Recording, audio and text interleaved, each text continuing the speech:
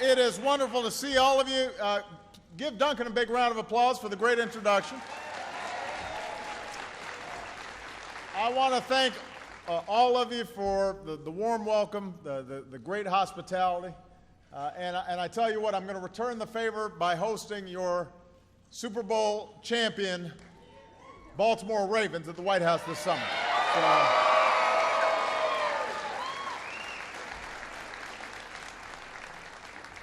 We'll have Ray Lewis in the China room.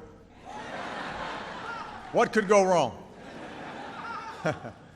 I want to thank your CEO, Peter Bowie, and your plant manager, Robert Kroom, and your entire team for showing me around this great facility. I was told that one of your customers once named a dredge after President Clinton. So I've got my fingers crossed. Never had a dredge named after me. So I'm looking forward to that. I've come here today to talk about our single most important priority as a country right now, and that is reigniting the true engine of our economic growth, and that is a rising, thriving middle class. And as I said in my State of the Union address this year, that's our North Star. That's what we have to focus on. That's what has to guide all our efforts. And we've got some great people who are championing middle-class families every single day. First of all, your outstanding governor. Come on, Martin O'Malley. Your outstanding mayor, Madam Mayor. You've got some outstanding members of Congress led by your senior Senator Barbara Mikulski.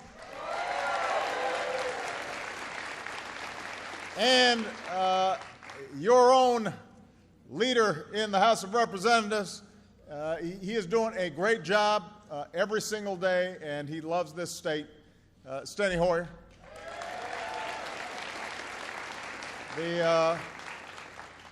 So we've got just some extraordinary folks here.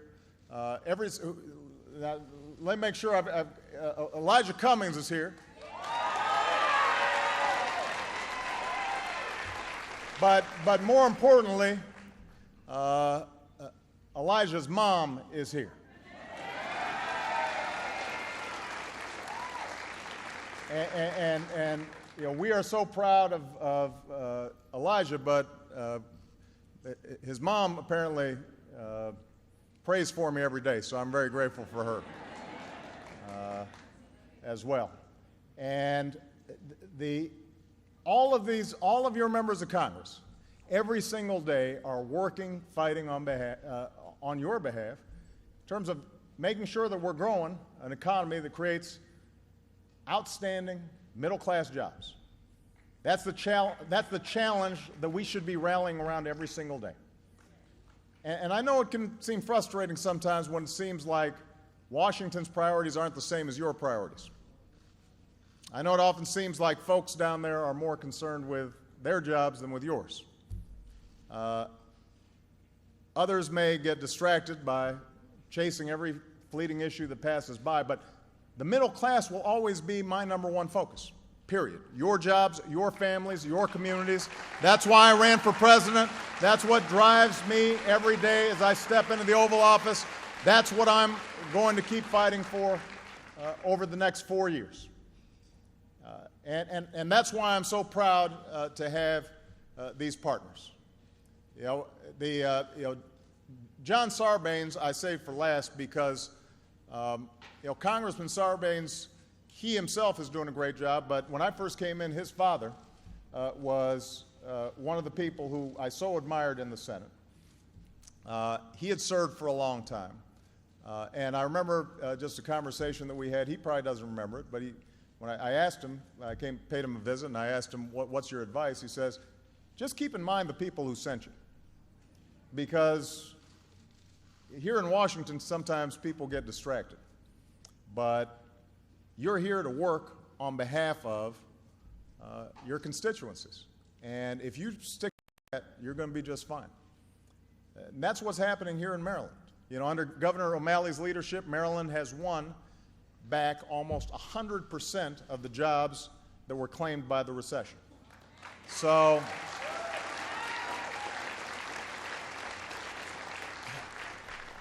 you might not know it if you were just watching the news and you're exposed to all these partisan battles and brinksmanship in Washington. But the truth is, there are a lot of reasons to be optimistic about where this country is headed, especially after all that we've been through over the past several years. And that's got to encourage us to roll up our sleeves and work together and take on the challenges that are still holding back the economy and holding down working families. Now, the good news is, in a little over 3 years, businesses like this one have created more than 6.5 million new jobs. And while our unemployment rate is still too high, it's the lowest it's been since 2008. That's good news. But that's not enough, because we've also got to create even more good middle-class jobs, and we've got to do it even faster. You know, corporate profits have skyrocketed at an all-time high. Now we've got to make sure that middle-class wages and incomes are going up too, because families all across America haven't seen their take-home pay rise for nearly a decade. That's the next phase. It's good that companies are profitable. I want you to be profitable. I want you to be taking a little more home in your paycheck. Our housing market is healing. But that's not enough. Now we've got to help more families stay in their homes or refinance to take advantage of these historically low interest rates. Our deficits are shrinking at the fastest rate in decades. That's the truth. That's worth of applause, sure. Because you wouldn't always know that listening to folks in Washington, but the fact is our deficits are going down faster than they have gone down in decades. But we still have to create a budget that is smart and doesn't hurt middle-class families or harm our critical investments into our future. Now, Barbara Mikulski, who's on the Appropriations Committee, she's fighting hard to make sure that this sequester that is slowing down growth, and we're starting to see growth slowing down because of furloughs and cuts in defense spending and a whole bunch of stuff that wasn't well thought through. We've got to make sure that we've got a budget that doesn't push our economy back down. We need a budget that pushes our economy back up. The American auto industry is thriving. American energy is booming. American ingenuity in our tech sector has the potential to change the way we do almost everything. And thanks to the grit and determination of the American people, we've been able to clear away the rubble of the crisis. We're now poised for progress, but our work is not done and our focus cannot drift. We've got to stay focused on our economy and putting people back to work and raising wages and bringing manufacturing back to the United States of America. That has to be what we're thinking about every single day.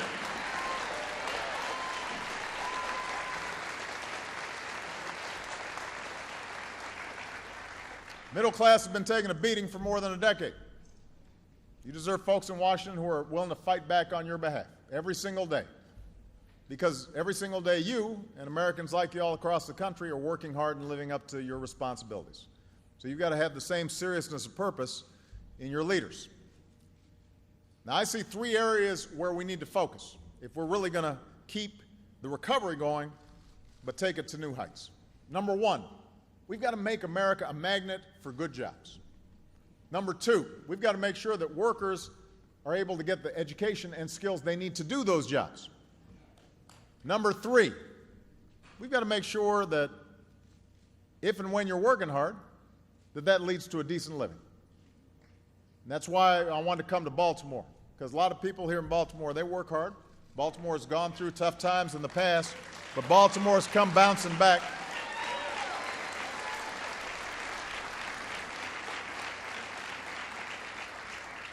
I started a few hours ago at a pre-K program at Moravia Park Elementary School. Their kids are getting a head start learning skills they need to succeed in college and the workplace. And by the way, this is a center that was named after Steny Steny Hoyer's late wife, Judy, because she and Steny share my belief in the importance of giving every kid every chance as early as possible. You know, I got to help with one of the lessons. We were having to draw zoo animals, and I've got to say my tiger was not very good. The kids were unimpressed. They kind of looked at it, they said, "That doesn't look like a tiger." But they were amazing. And later today, I'm going to visit with a program that helps people who've gone through some tough circumstances, especially low-income dads. And this program's now helping them get the training and the guidance they need to find work and support a family, which is a priority. Because and probably some of these folks who I'm meeting, they didn't get that early childhood education that put them on the right track.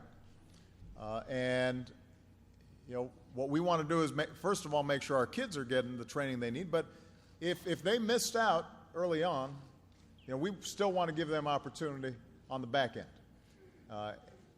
But obviously, the training of kids, giving them good education, training older workers, none of that's going to make a difference if we don't have great companies that are hiring. And that's why I wanted to come to Ellicot. Ellicot Dredges, you guys are an example of what we can do to make America a magnet for good jobs. After all, y'all know a thing or two about growing the economy. You've been doing it for more than a century. This company was founded in 1885. You've been right here on Bush Street since 1900.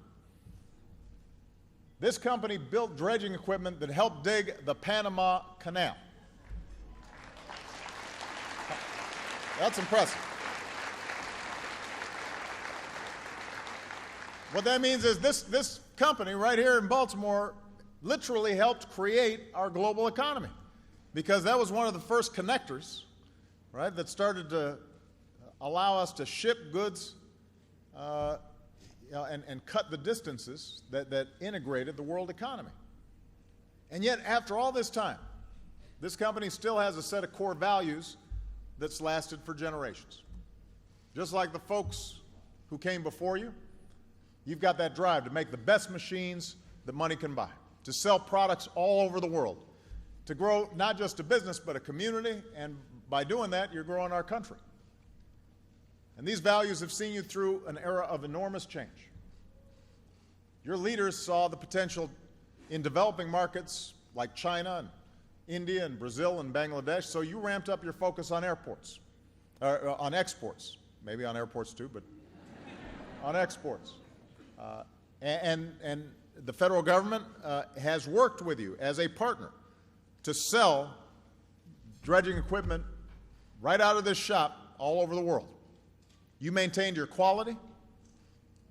You built a sales force that travels everywhere, out hustling the competition in search of new business. All that hard work's paid off. Today, this company, you have sold equipment to more than 100 different countries.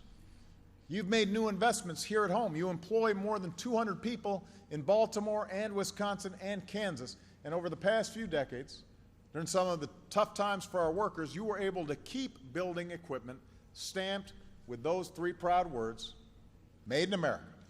And you're selling it around the world.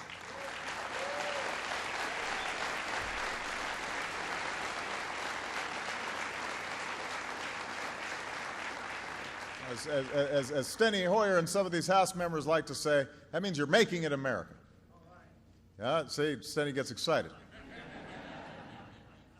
You're actually making stuff here in America, but it also means we're all making it here in America when you do what you're doing. And this is a great example. And the good news is more and more companies are following your example. After shedding jobs for 10 years, our manufacturers have added more than 500,000 jobs over the past 3 years. Ford is bringing jobs back from Mexico. Caterpillar is bringing jobs back from Japan.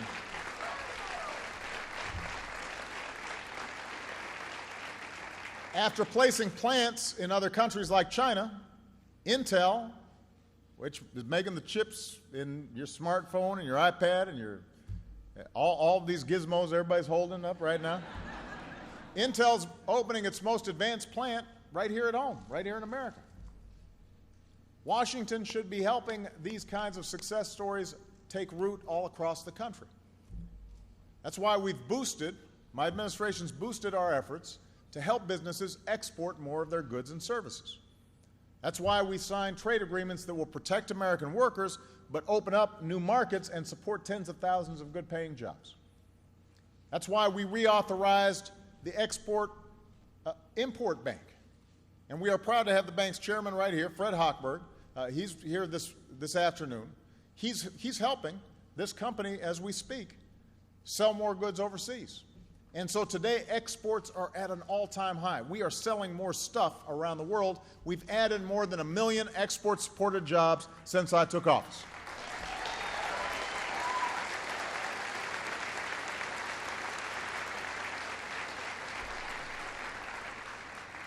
So all these steps are making a difference. But there's more we can do. We need to pursue new trade agreements with Europe and the Pacific region. We need to invest in high-tech manufacturing centers because I want the next revolution in manufacturing to be made here in America. Our workers are at our best when we're building stuff. So today I'm also announcing the next step in our effort to cut through red tape that keeps big construction projects from getting off the ground. Now, some of you, if you've heard me, I'm really big on us rebuilding our infrastructure in this country. I want to put people back to work improving our roads, our bridges, our airports, our ports. We were talking about the Panama Canal. The Panama Canal is being revamped down in Panama so that it can accommodate even bigger ships. And these cargo ships are so big that if we don't remodel our ports here in the United States, they can't dock at our ports. They'll dock someplace else. We'll lose that business. So we've got to up our game when it comes to infrastructure. And the good news is when you do that, you're putting people back to work right away, operating dredging equipment and doing other stuff, and you're also laying the foundation for future economic growth.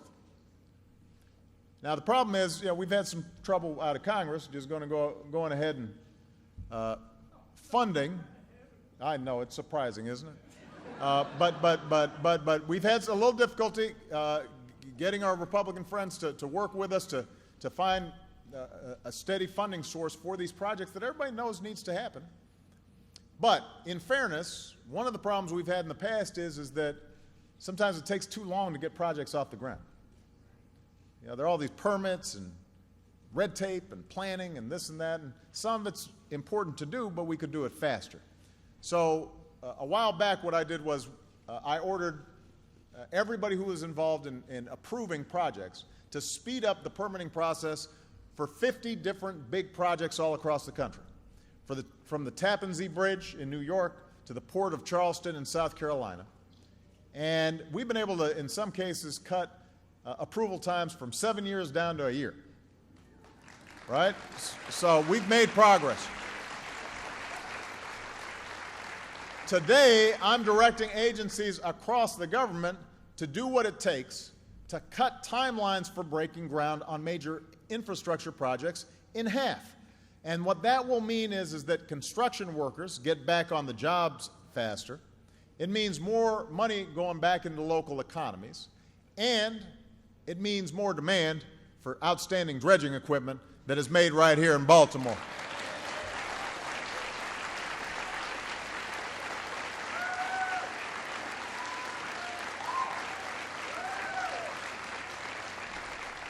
Now, some of you know one of the guys who's been working on this. He's Deputy Transportation Secretary John Pocari. Your former Transportation Secretary here in Maryland before Governor O'Malley generously agreed to share him with the entire country. So those are some of the ways that we can create the conditions for businesses like this one to generate even more good jobs. And these are the kinds of ideas that we have to stay focused on every single day. This should be our principal focus. How are we making ourselves more competitive? How are we training our workers so that they can do the jobs that need to be done? How can we make sure that we stay on the cutting edge in terms of technology? How are we making it easier for businesses to succeed? And I'm going to keep trying to work with both parties in Washington to make progress. Because our challenges are solvable. You know, I travel all around the world, and I meet people from all walks of life. And I can tell you, there's not a country on earth that wouldn't trade places with the United States of America. That's really true. Now, they know we've got all the ingredients to succeed. We've got the answers. The only thing that's holding us back sometimes is a lack of political will. Sometimes our leadership isn't focused where we need to be focused. And that's where you come in. It's up to you and all the people across the country to tell the people in Washington, focus on getting stuff done. We may not agree on the way to do certain things, but I think we all love our country. We all want what's best for our kids and our grandkids. Wouldn't we be better off if every American could find a good job that pays the bills and lets you afford a home and maybe take a vacation, put some money away to retire? Wouldn't we all be better off if we knew that all of our kids were getting a good education from an earliest age? If we reformed our high schools for this new economy? If we're helping more young people afford to go to college? Wouldn't we be better off if every worker's wage was a wage you could live on? Nobody wants to be on welfare. Nobody wants to have to rely on a handout. They want to work. But let's make sure that work pays. Wouldn't we be better off if every American could afford quality health care and the peace of mind that comes with it? That's why we passed health care reform.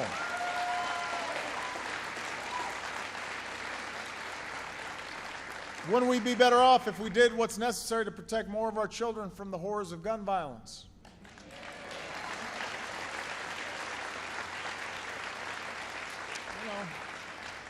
You know, there are going to be disagreements about how we get there. But let's remind ourselves that when we work together, nobody can stop us. When we do the right thing. That's what I believe. That's what I'm going to keep fighting for. That's what drives me. It's all the stories of people like you that I have the great honor of meeting and working with every single day. You deserve leaders with the same dedication and commitment and focus that the people who work at this company bring to their jobs every single day. And you look at those dredges up there, and I met folks who've worked here 38 years, some who worked 40 years, and the pride that they take in their product and the way they all work together, that's the attitude that we've got to bring to bear here. I think about a woman here, Myrna LeBerry.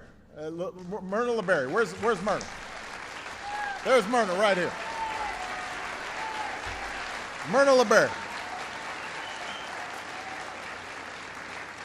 Myrna has been at Ellicot for more than 50 years. Now that means she started when there were no child labor laws, because it was clearly illegal. She was about 4 or 5, and they started putting her to work, put a broom in her hand, and, you know. But when somebody asked Myrna what lesson she learned after 50 years working at the same company, she said, be honest, be helpful, accept your mistakes and improve upon them, be good to people, keep a good sense of humor, have the best work ethic possible, and handle the good times and get over the bad. That's a pretty good recipe for success right there. That's who we are. That's who we are. Thank you, Mark. I mean, that pretty much sums up everything. That's who we like to understand America to be, who we are as Americans. We're honest and helpful. We work hard. We're good to others. We handle the good times, and we get over the bad times. If we keep that in mind, You know, if we just all keep Myrna's advice in mind, keep plugging away, keep fighting, we'll build an even better America than we got right now. And I know you're going. We can pray too. We'll add that in there.